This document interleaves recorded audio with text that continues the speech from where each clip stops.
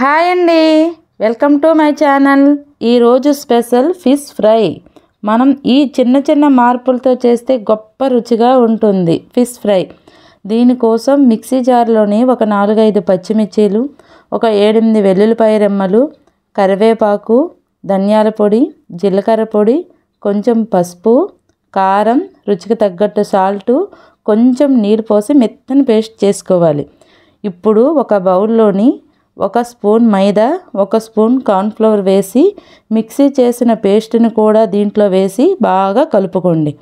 ఇప్పుడు శుభ్రంగా కడుక్కున్న చేప ముక్కలు వేసి ఈ మసాలా ముక్కలను బాగా పట్టించుకోవాలి. ఈ తర్వాత 1 గంట పాటు ఫ్రిడ్జ్లోని ఈ మసాలా పట్టించుకున్న చేప ముక్కలు పెట్టాలి. ఇలా పెడితేనే మసాలాలు బాగా ఈ చేప ముక్కలకి పడతాయి. ఇప్పుడు పెనం మీద కాస్త ఆయిల్ వేసి చేప ముక్కలు పెట్టుకోవాలి. ఇవి పెట్టాక లో ఫ్లేమ్ మీద ఎర్రగా వేపుకోండి. మధ్య మధ్యలో తిప్పుకోవాలి.